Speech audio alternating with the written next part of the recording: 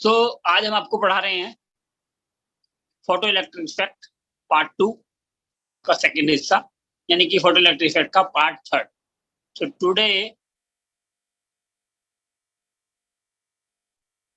So today we are showing you the part 3, this part 3 of photoelectric effect, which is that this, where me is the mass of the electron, v is the velocity with the ejected electron. A more intense beam of light consists of larger number of photons. ज्यादा intense है light तो ज्यादा light आएगी, ये नहीं है कि frequency बढ़ जाएगी। इंटेंसिटी का कोई लिंक नहीं है फ्रीक्वेंसी के साथ, as compare to the weak weak of intensity. Agreed?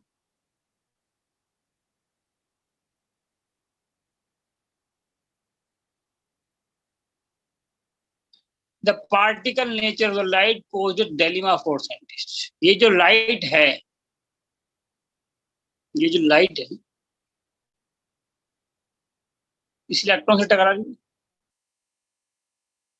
ये क्या कहता है? इसका तो ये कह सकते हैं कि एक टाइम पर सिर्फ एक ही लाइट टकराएगी। कैन आई से लाइक दिस कि इनका 250 जुड़ करके 1000 तो होता नहीं ना।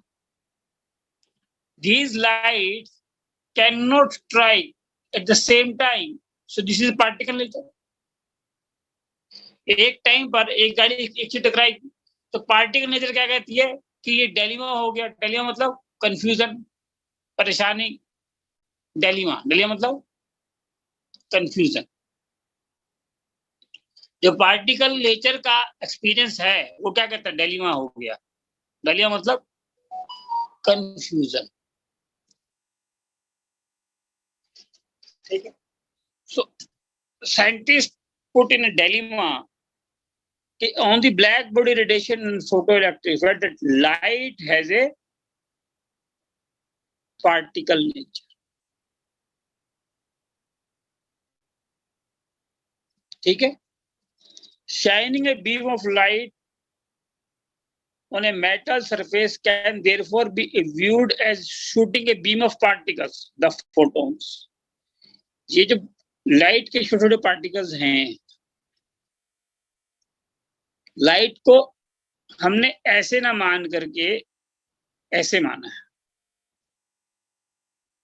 ये जो छोटे छोटे पार्टिकल ना, बीम ऑफ पार्टिकल्स, जो फोटोन के टुकड़े होते हैं उन्हें क्या बोलते हैं? जो लाइट के टुकड़े उन्हें क्या बोलते हैं? फोटोन्स। क्या बोलते हैं उनको?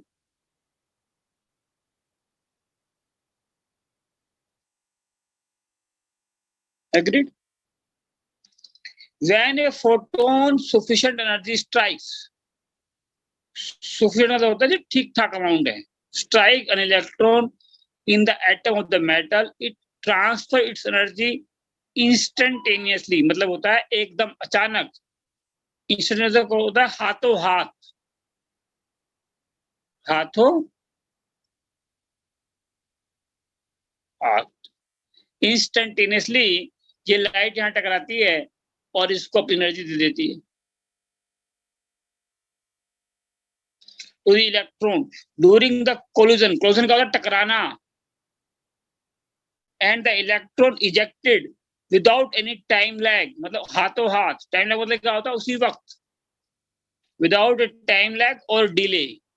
Greater the energy possessed by the photon, greater will be the transfer of energy of the electron and greater will be the kinetic energy of the electron. अब आप जितनी तेज लाइट डालेंगे फटाफट टूटेगा इलेक्ट्रॉन, और इलेक्ट्रॉन टूट करके उस स्पीड से भागेगा। जैसे ही लाइट डलेगी टूटेगा और इलेक्ट्रॉन यहां से भागेगा। जितनी तेज ये आएगी उतनी तेज टूटेगा। तो greater the kinetic energy. In other words, kinetic energy of the electron is proportional. Proportional से क्या होता है? उसी रेशो में ज्यादा लाइट आएगी ज्यादा स्पीड से भागेगा। धीरे आएगी, धीरे भागेगा। Since the striking photon has energy equal to h nu, ये स्ट्राइकिंग हमने क्या मान लिया कि ये मेटल है।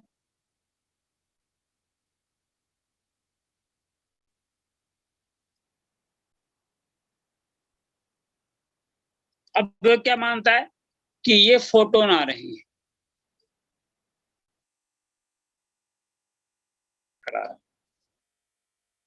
अब ये नहीं मान रहा है कि लाइट आ रही है, ये क्या मान रहा है, लाइट के छोटे छोटे पार्टिकल नुमा टुकड़े जिनको हम बोलते हैं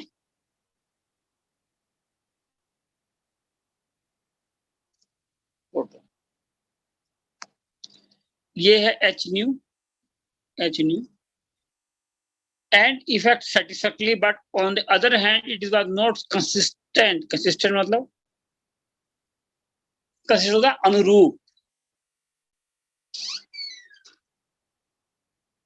ऑन दी अदर हैंड, जो ये बात हमने बोली ना कि लाइट के टुकड़े आते हैं ऐसे ऐसे ऐसे ऐसे टकराने के लिए, ये जो टुकड़े हैं, ये टुकड़े, ये टुकड़े, ये कंसिस्टेंट नहीं है। कंसिस्टेंट मतलब ये जो हमने बात बोली है ना कि लाइट टुकड़ों में आती है, ये टुकड़ों में आने वाली जो बात है ये क्लासिकल फिजिक्स को हजम नहीं होती है। तो ये वो जो क्या कहता था, वो तो बोलता था कि पार्टिकल ऐसे आता है, लाइट ऐसे ना, वेव है ना, वेव है कि नहीं है। लेकिन अभी जो आपने बात करी, आपने टुकड़ों की बात करी है, तो ये जो कॉन्सेप्ट है लाइट का, ये वेव के बिहेवियर से मैच नहीं करता है। जैसे वेव का बिहेवियर क्या है, इंटरफेरेंस, डिफ्रैक्शन, ये क्या है, ये वेव की बिहेवियर है ना, फिजिक्स में डिटेल में आपको पढ़ाएंगे interference diffraction. The only way to resolve this dilemma was to accept the idea of light possesses both particle and wave nature। देखो ये हमने साबित किया है कि पार्टिकल कैरेक्टर भी है वेव का और वेव कैरेक्टर भी है wave. That is the only way to solve this issue. ठीक है, डिलेमा मतलब क्या होता है, confusion. The light has dual nature, dual behaviour. Depending on the experiment, we find that light behaves either as a wave or a stream of particles. Whenever radiation interacts with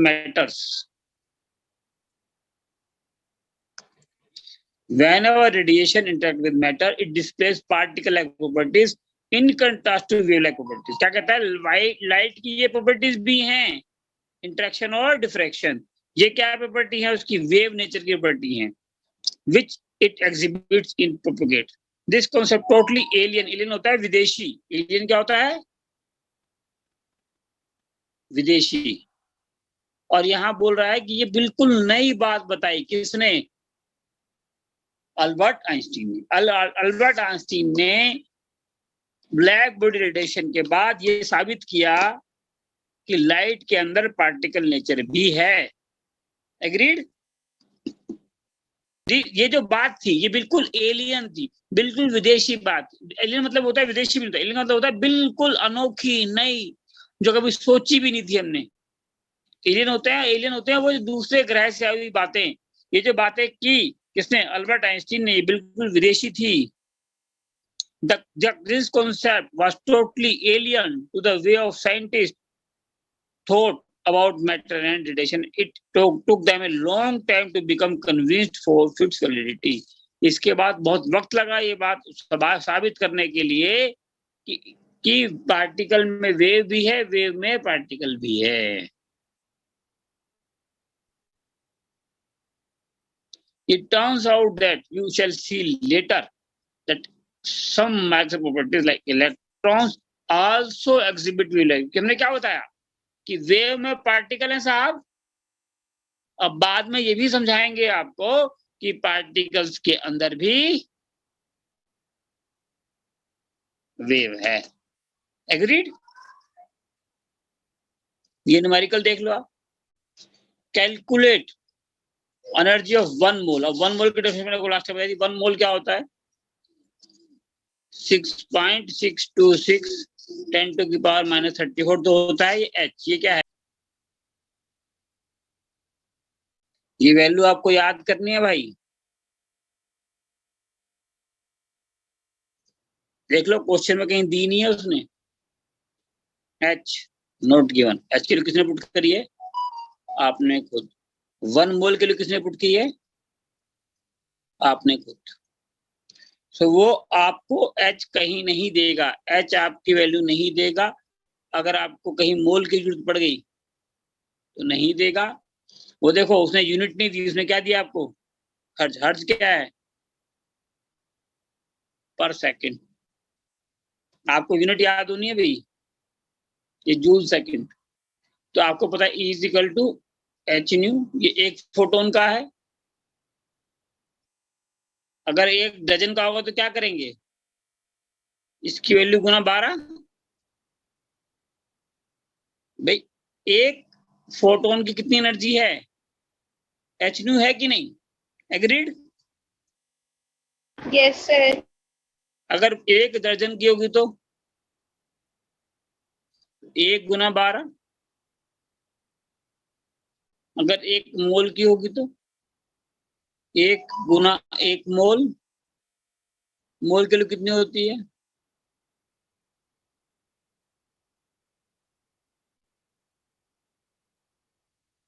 agreed?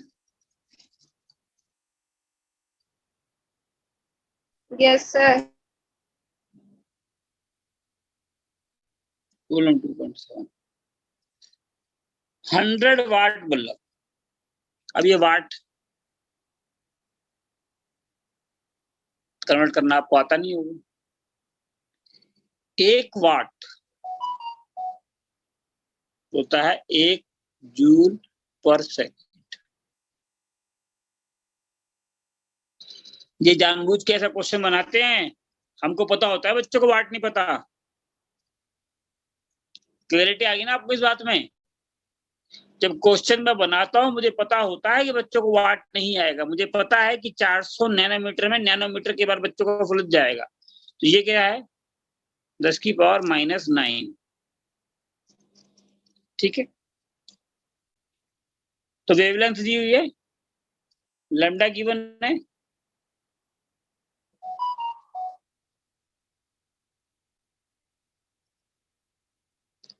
Mu is equal to C by lambda. नहीं, C की value पता होनी चाहिए आपको। देख रहे हो, हमने वाट। वाट बच्चों को याद होना चाहिए। ये भी याद होना चाहिए। H ये भी याद होना चाहिए। फिर क्या चाहिए हमें?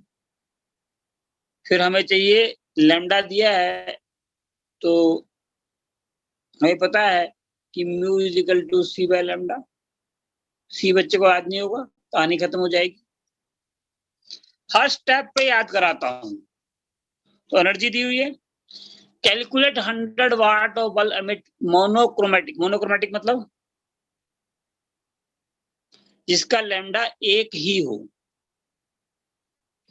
Monochromatic light is the light which have only single wavelength. क्या इसमें होगी?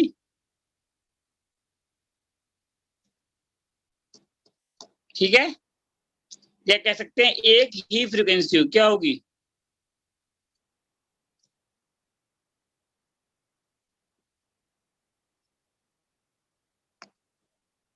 नहीं समझे आप? कुछ समझ में आ गया आपको कि 100 वाट को आपने बना दिया 100 जूल पर सेकंड। लैम्डा हो गया 400 नैनोमीटर। फ्रीक्वेंसी हो गया C बाय लैम्डा। C के लिए 3 × 10⁻8 डिवाइड बाय 400 10⁻⁹। इसको ऊपर ले जाऊंगा तो मैं कह सकता हूँ 3/400 गुना 10⁻8 10⁻9। 8 और 9 गुना करो कितना हो जाएगा? 10⁻17 हो जाएगा। 8 और 9, ठीक है बच्चों। हाँ, क्योंकि हमने देखा है बच्चों को गुना करनी भी नहीं आती है। ये ऊपर जाएगी, फिर जुड़ जाएगी,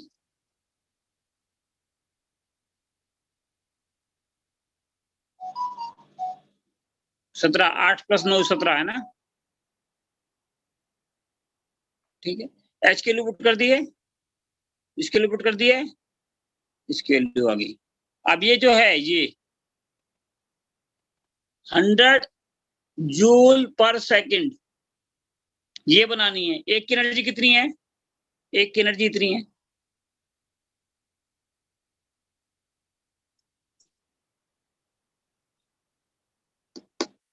ठीक है, ये यूनिट यहाँ गलत लिख दिया, ये जूल होगी यूनिट यहाँ पे ये।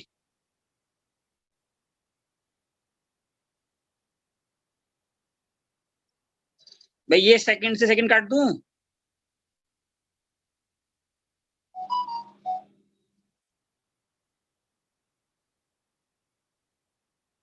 दोबारा देखो। सी की यूनिट क्या होती है, 10⁸ मीटर पर सेकंड। लैम्डा यूनिट क्या होती है, 400 गुना 10⁻⁻9 मीटर। मीटर में है ना ये, तो मीटर से मीटर काट दिया, ये बच गया सेकंड, ये पर सेकंड।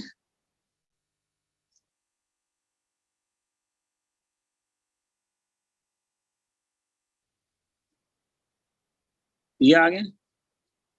अब क्या कहते हैं, नंबर ऑफ फोटोन emitted, तो E is equal to N into में H इंटू में न्यू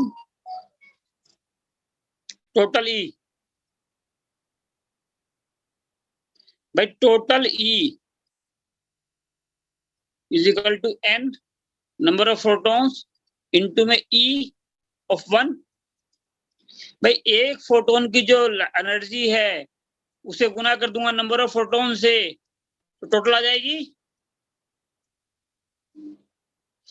मुझे क्या निकालना है, calculate the number of photons emitted per second of the bulb. Agreed. तो what I need to find E, नहीं मुझे ई नहीं निकालना, मुझे क्या निकालना है, NP number of photons. Agreed, ये निकालना है ना मेरे को तो। Yes sir. तो मुझे पता है E total is equal to NP गुना में ई ऑफ द फोटोन। भाई एक फोटोन की जो लाइट है उसे गुना कर दूंगा नंबर ऑफ फोटोन से, ई टोटल आ जाएगा। भाई नंबर ऑफ फोटोन से ई फोटोन गुना कर दूंगा, ये आ जाएगा ना साहब। तो एनपी कैसे निकालूंगा, NP is equal to E photon total, total है ना ये, तो डिवाइड बाय ई फोटोन 1। भाई एक में कितनी है और टोटल में कितनी है, एग्रीड ना। Yes sir. तो इसे कह सकता हूं NP, NP is equal to 100 joule per second, ये टोटल की है ना। अरे बल्ब से जो आ रही है आपको लाइट, जो बल्ब से लाइट आ रही है वो टोटल आ रही है ना, टोटल है ना ये तो। Yes sir. तो भैया एनपी नंबर ऑफ फोटोन क्या हो गया, 100 जूल, या पर सेकंड नहीं होगा, होगा क्या, जूल पर सेकंड किस में था, हाँ 100 वाट है ना, वाट में क्या हो जाएगा, वाट में तो 100 जूल पर सेकंड हो जाएगा। वाट क्या है सर वाट है पावर एनर्जी बैट है ना, एनर्जी वाट है, वाट क्या होती है, पावर। और पावर क्या होती है, एनर्जी पर,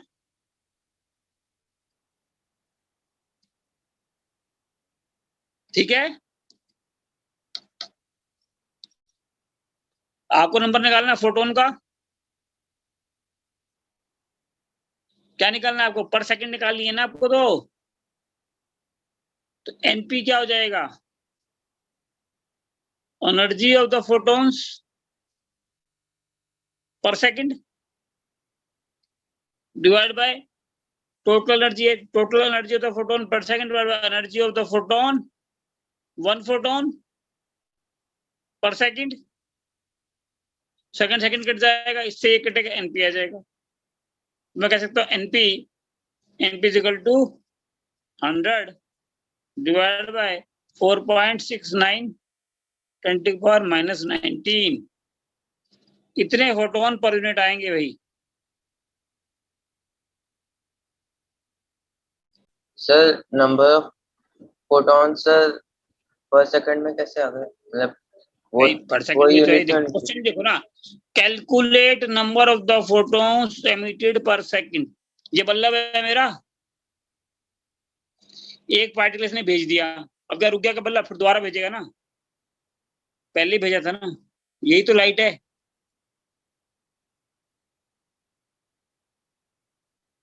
यस सर।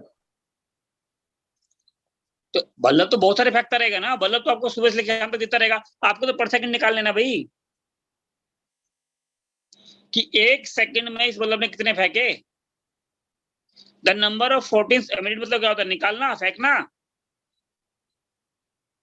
Per second. अगर आपको पर सेकंड की बात करनी है तो पर सेकंड में तो आंसर आना चाहिए आपका। आपका आंसर पर सेकंड में आना चाहिए कि नहीं आना चाहिए? Yes sir. देखो मैंने बार बार आपको ये कैलकुलेशन करके दिखाई है।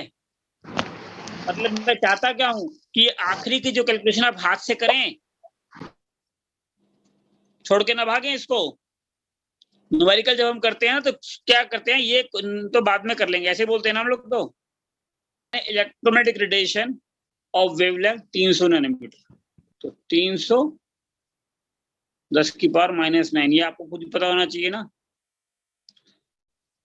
False on the surface of sodium, देख लो ये सोडियम, लिथियम, सीजियम, बार बार नाम लेके बता रहा है आपको, और मैं भी बता रहा हूं आपको बार बार नाम लेके, खाली मेटल नहीं बोल के छोड़ देता हूं, समझ रहे हो ना? Yes sir.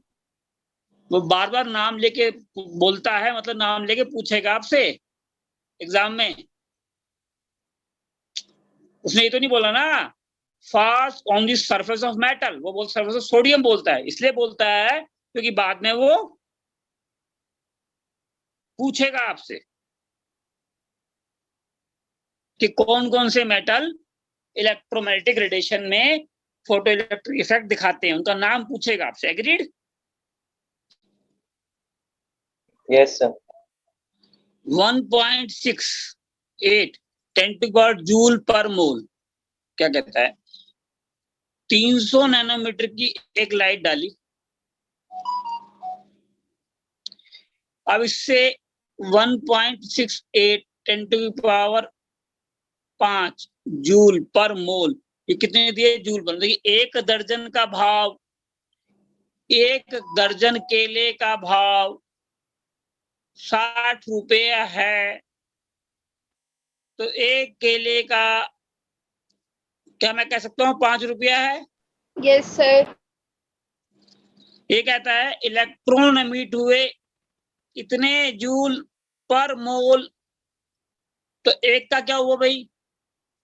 टोटल हो गए 1.68 10 to the power 5 joule per मोल। मुझे तो एक का निकालना है, तो मैं कह सकता हूँ 1.68 10 to the power 5 divide by 1 mole, और एक मोल की वैल्यू है 6.023 10 टू द पावर 23। भाई एक दर्जन का भाव 60 रुपए है, एक केले का वजन क्या हो गया? 60/12, 5 रुपए केला हो गया ना। यस। तो मैं ऐसे ही बता रहा हूं आपको कि ये पूरे एक मोल का भाव है भाई, आपको एक का निकालना होगा। ये हो जाएगा 1.68 10⁵ डिवाइडेड बाय 6.023 10⁻23 और यूनिट क्या होगी? कुछ नहीं। तो एक दर्जन की क्या यूनिट है? कोई यूनिट नहीं है। एक मोल की क्या यूनिट है? कोई यूनिट नहीं है। भाई मोल की तो कोई यूनिट होती नहीं ना, गिनती है ना वो तो। चलें? Yes sir. What is the minimum energy? Minimum energy मतलब हो गया थ्रेशोल्ड एनर्जी। भाई इलेक्ट्रॉन को तोड़ना है, कितने से चलेगा बात की बात है। Need to remove electron from sodium, frequency क्या है? C by lambda.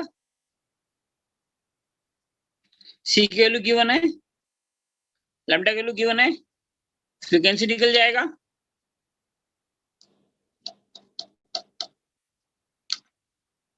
निकाल सकते हैं ना?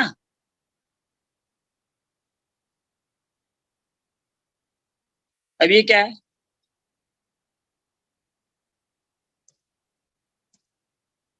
काइनेटिक एनर्जी है ये तो। भाई ये काइनेटिक एनर्जी है ना टोटल की। यस ये सर। क्या है? काइनेटिक एनर्जी किसकी? Yes, sir. टोटल की। तो एक की निकालूंगा पहले मैं, ये टोटल से डिवाइड कर दिया, एक की आ गई।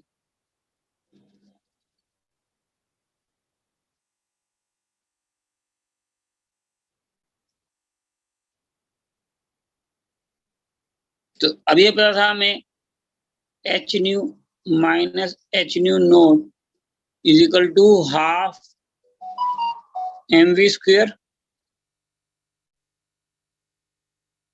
पता था हमें।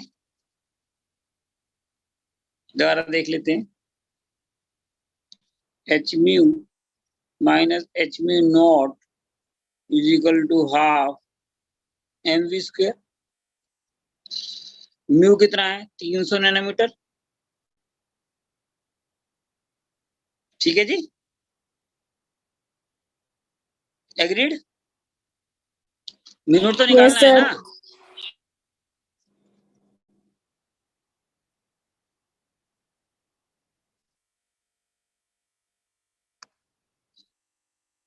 ये क्या है? Minimum energy. ये थ्रेशोल्ड तो है। Yes, what sir. Is the minimum energy needed to remove an electron from sodium? ये क्या है मिनिमम एनर्जी? थ्रेशोल्ड तो है ना भाई।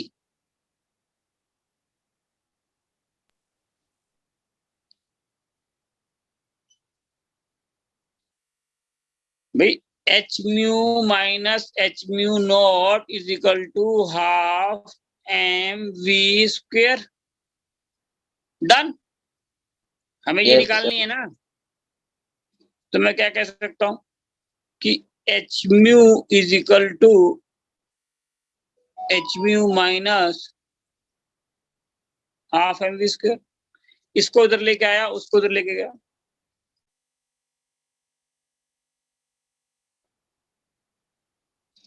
इसको इधर लेके आया,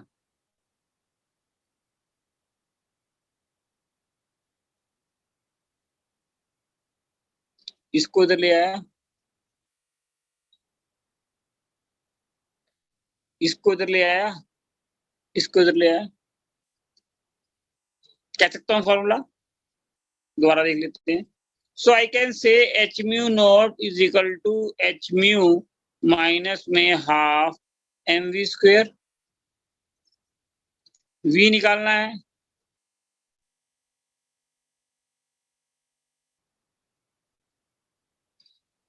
तो हम कह सकते हैं mu not is equal to H mu divide by H minus half M we square divide by H. भाई यहां से लाओगे वापस, दोनों के नीचे आएगा ना। तो भाई H mu not is equal to H mu minus half M we square, और आई कैन से कि mu not is equal to H mu minus में half mv square divide by h। ठीक है, ये वैल्यू गिवन है आपको? Yes sir. ये भी गिवन है भाई। आपको म्यू तो पता ही है ना, म्यू की वैल्यू क्या होती है? c by lambda. c fixed है, ये आपको गिवन है, म्यू निकाल लोगे। ये क्वेश्चन ही टफ था।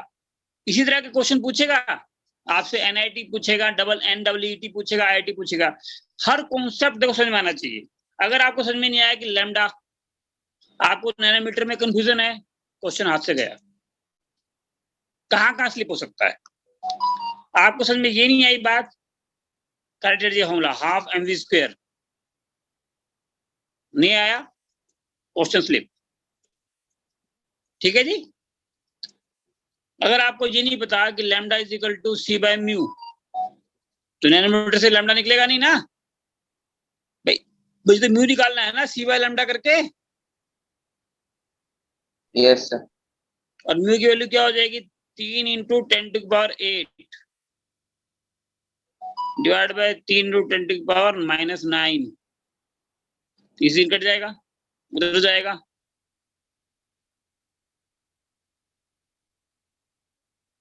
ठीक है, क्या दिक्कत नहीं? म्यू तो निकला।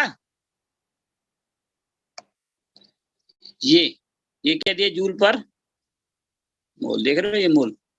अगर आपको समझ में नहीं आया कि मोल की वैल्यू यूज करने लोगे आप पढ़ो ना क्वांटम केमिस्ट्री। क्वांटम टुकड़ों की बात करती है, माइक्रो की बात करती है, माइक्रोस्कोपिक पार्टिकल की बात कर रही है, तो ये मोल की बात तो कभी करेगी ना, करेगी क्या? आपको ये तो कितने की टोटल की है ना, आपको एक की निकालनी है। एक की क्या होगी? 1.68 पर 5 डिवाइड बाय 6 पॉइंट।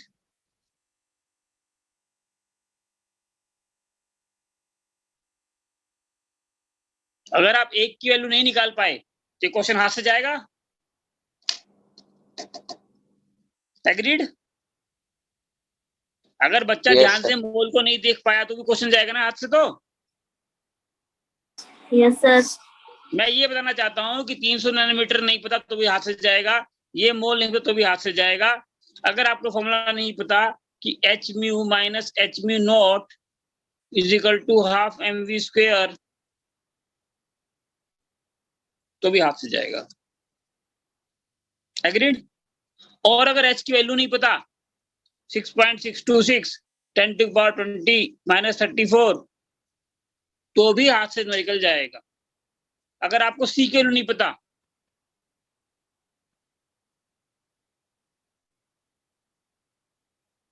तो भी न्यूमेरिकल हाथ से जाएगा।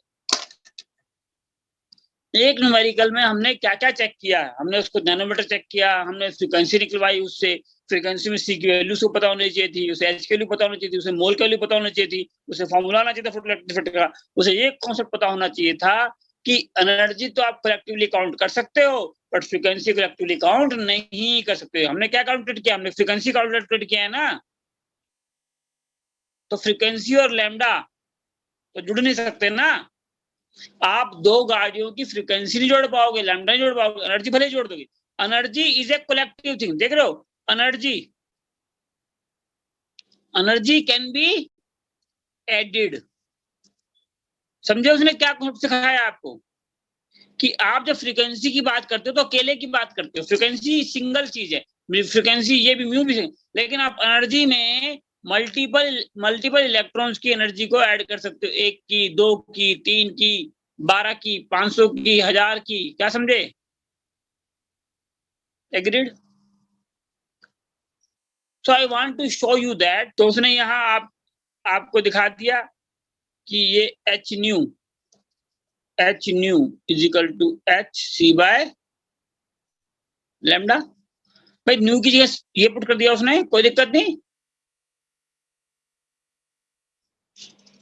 ये सी के लिए रखी है, ये एच के लिए रखी है, ये लैम्डा के लिए रखी है, पुट कर देना। लेकिन अभी आपका काम खत्म नहीं हुआ है, आपको फोटो इलेक्ट्रिक काफी न्यूमेरिकल निकालने हैं। एक क्वेश्चन तो आईआईटी पूछेगी, एक क्वेश्चन तो एनडब्ल्यूईटी पूछेगी। आईआईटी एनईटी आपसे एक क्वेश्चन ब्लैक बॉडी रेडिएशन और फोटो इलेक्ट्रिक इफेक्ट मिला करके पक्का पूछेगी. You need to have more practice. Agreed. Evidence for the quantize electronic energy level क्या कहता है कि ये जो एटम है, ठीक है, जिसके बीच में ये छोटा सा, समझ लो,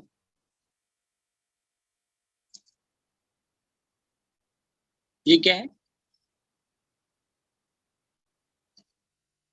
न्यूक्लियस. और ये क्या है?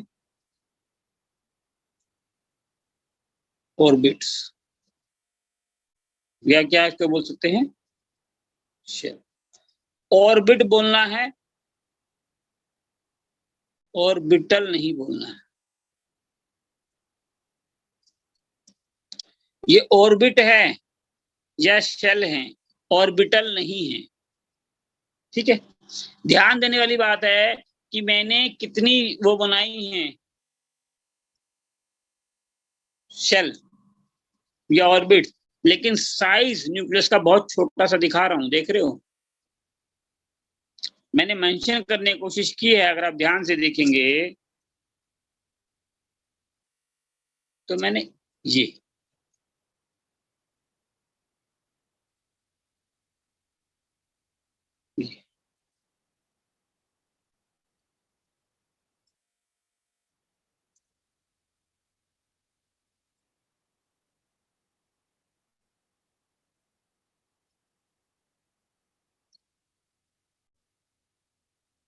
देख रहे हो. पता क्या कहना चाहता हूं कि न्यूक्लियस बहुत छोटा है शेल के मुकाबले में. देख रहे हो, मैंने डायग्राम ऐसा नहीं बनाया. मैं चाहता डायग्राम ऐसा बना सकता था.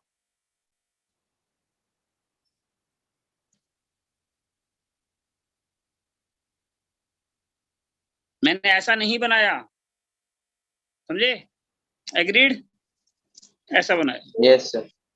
मैं दिखाना चाहता था आपको कि न्यूक्लियस का साइज एक एटम के साइज के मुकाबले में छोटा नहीं है, बहुत छोटा है. छोटा नहीं है, बहुत छोटा है. एग्रीड. अब जब मैं इसको गर्म करूंगा तो ये इलेक्ट्रॉन, मान लो ये नीले वाला इलेक्ट्रॉन है, ये जंप मार के यहां से यहां चला जाएगा, यहां से यहां चला जाएगा, यहां से यहां चला जाएगा.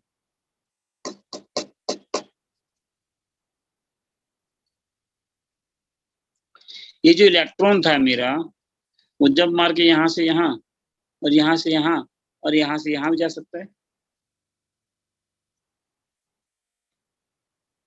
और हो सकता है कि वो यहां भी चला जाता.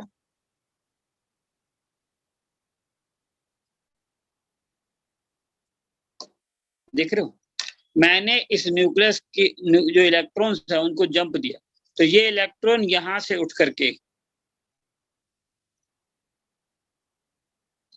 यहां भी जा सकता है. तो जब ये चला जाएगा, ठीक है, एग्रीड. जब मैं एक एटम के इलेक्ट्रॉन्स को एनर्जी दूंगा तो जंप मार के यहां से यहां, यहां से यहां, यहां से यहां और यहां से यहां भी चला जाएगा. एग्रीड. Yes sir. नहीं, आवाज नहीं आई. हो सकता है वो यहाँ सीधा यहाँ चला जाए, या सीधा यहाँ चला जाए, या सीधा यहाँ चला जाए, या सीधा यहाँ चला जाए.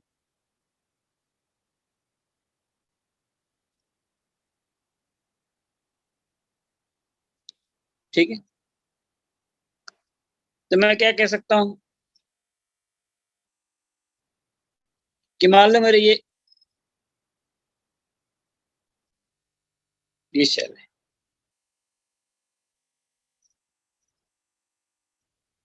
ये न्यूक्लियस हो गया, ये इलेक्ट्रॉन हो गया. ठीक. ये इलेक्ट्रॉन जंप मार के ऊपर चला गया, जा सकता है कि नहीं? ठीक है.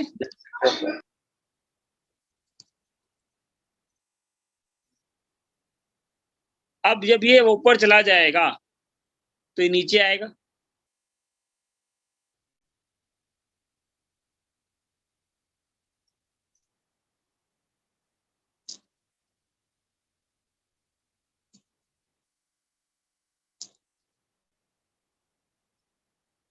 ठीक है, ऐसे गिरेगा नीचे।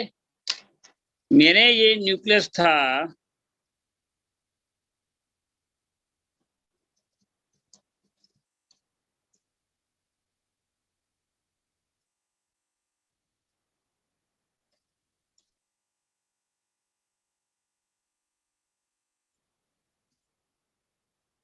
ठीक है ना, इस पे ये इलेक्ट्रॉन है,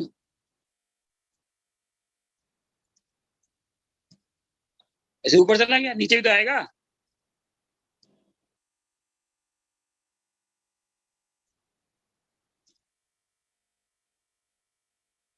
आएगा ना। जब मैं किसी भी एटम को गर्म कर दूंगा तो उसका इलेक्ट्रॉन जंप मार मार के ऊपर जाएगा कि नहीं, यहां से यहाँ, यहाँ से यहाँ, यहाँ से यहाँ, यहाँ से यहाँ, यहाँ से यहाँ, या फिर डायरेक्टली यहाँ से यहाँ, क्या कहते हो? डायरेक्टली जा सकते हैं ना यहाँ से यहाँ। यस ठीक है, बता दूं, ठीक। Evidence for quantization of electronic levels, क्या कहते हैं? आपको मैं पढ़ा रहा हूँ लाइन स्पेक्ट्रा, क्या पढ़ाने वाला हूँ आपको मैं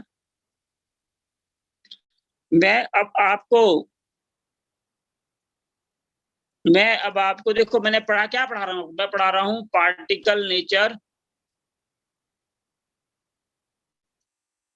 ऑफ वेव, एग्रीड? यही पढ़ा रहा हूँ ना आपको मैं, यस सर। वेव का पार्टिकल नेचर। अब इस पार्टिकल नेचर में मैं आपको दो क्वेश्चन ऑलरेडी समझा चुका हूँ। एक है ब्लैक बॉडी रेडिएशन, जिसके यूट्यूब वीडियो मैंने अपलोड कर दिए हैं, और दूसरा है फोटो इलेक्ट्रिक इफेक्ट, इसका भी एक वीडियो अपलोड कर दिया है और दूसरा और करने वाला हूं मैं। लेकिन तीसरा आएगा अब लाइन स्पेक्ट्रा।